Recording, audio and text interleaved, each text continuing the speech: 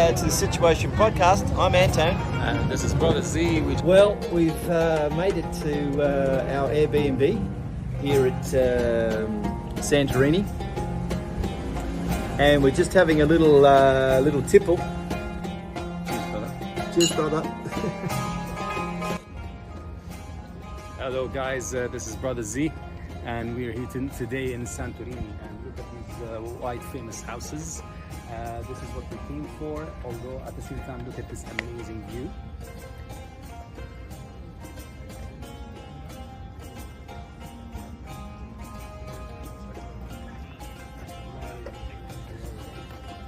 Catch you on the other side.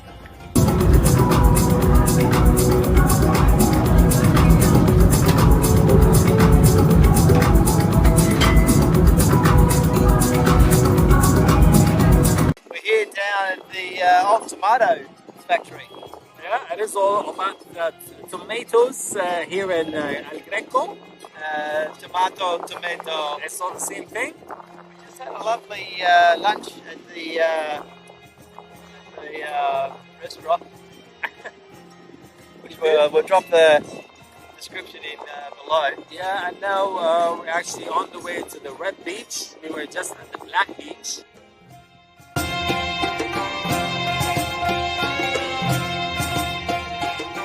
And we're actually sort of still here at the Black Beach now. Yeah. And if we stand up, we'll show you what we're looking at. Come with me, Brother Z.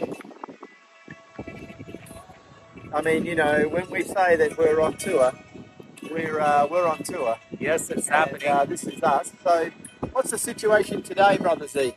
The situation is Changing sides on me, but we're going to get that camera working, yeah? What's the situation, brother? the situation is that we're exploring Santorini. We are staying at Fira. It is the kind of like downtown. You have all the restaurants and all the people coming, all the tourists. And now we're at the beach side. We're at the coastal side. Yeah. We went to the Black Beach. Now we're going to the Red Beach. Okay. We want to enjoy this episode from the Situation Podcast. This is Antoine. So what we're going to do is we're going to check out from here. We're going to jump back in our little Fiat 500 Bambino.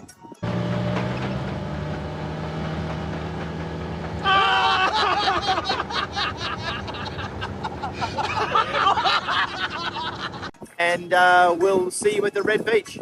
So catch you soon. Ciao. Welcome back, ladies and gentlemen. We're now in the special edition. It's the Fiat 500. Bambino, they like to call it. We're actually With launching the rag top. We're open to the world here, live. The Situation Podcast was proudly sponsored by Fiat, one of Europe's leading companies. We said earlier, might be a bit. We said earlier that we were going to head to the Red Beach, so here we are. So check this out. just got to Eos. Pulling into Eos on the ferry, and we'll report in soon. Hello, Brother Z, how are you? Antoine, welcome You back. got the solo shot, just you. Well, we're in Naxos at the moment. And we've arrived, and it's coming together. And I guess welcome back, because we've been on a journey. So today we wanted to jump on and just try to pull it together a little bit, Brother Zeke, right? Yes.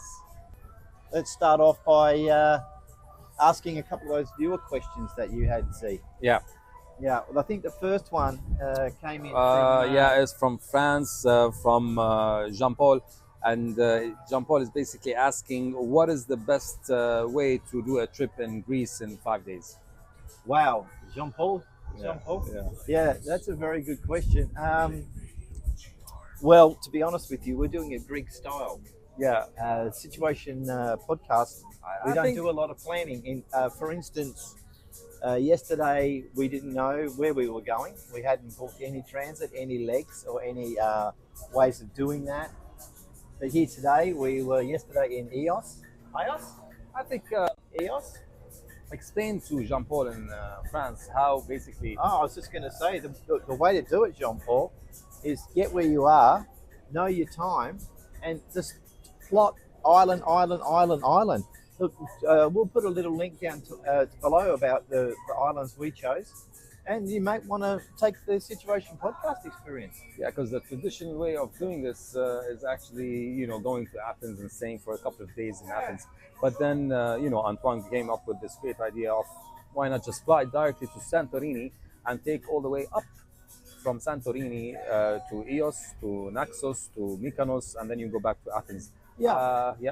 It's so anyway. Hopefully that helps, John Paul. And did you have one more? Yeah, there's one from Finland, Christine from Finland. She's asking, is Greek amazing for families, for partying, or for both?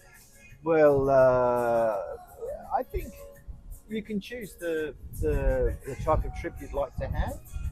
And thanks for your question. It's a good one. Good question. I'd say you can pretty well make this trip about any of those areas. If it's friends, if it's family, if it's like we've bumped into people here, their family are having a wedding. There's some honeymooners around, but really the islands we've chosen to stay at, I think would be suitable for any type of traveller. Yeah, I mean, Christine. So basically, if you want to go to a family island, in my opinion, I would say Crete. I would say Crete is a family island. It's great. It's big. It's the biggest island in Greece, and you can go and explore so many things. And there's a lot of family-friendly places and beaches. If you want to explore something which is very different and a bit distant, and also I can make it Ios. Oh, look, Ios for me. Yes. Yesterday's experience, and we'll drop some footage in. Was we went to this taverna, and the food was all locally grown within the same precinct. So everything you were eating had the ingredients from close, and the layering and the taste of this meal. It has to be, I think, the best Greek food I've ever had. We will drop down the names of those places because amazing restaurant and then amazing beach. Yeah. So that would be Ios. We're in Naxos at the moment, which we just came to Naxos. I think this is also a family-friendly place. Ios, when it comes to partying, it's more for the youngsters, but Naxos feels like definitely a perfect combination for a family. Yeah, I think it's going to be nice. Yeah. Mykonos I wouldn't recommend Mykonos as a family place. But if you want to go drop the kids somewhere and go party, then Mykonos is the place. Yeah. So anyway, that's our next destination.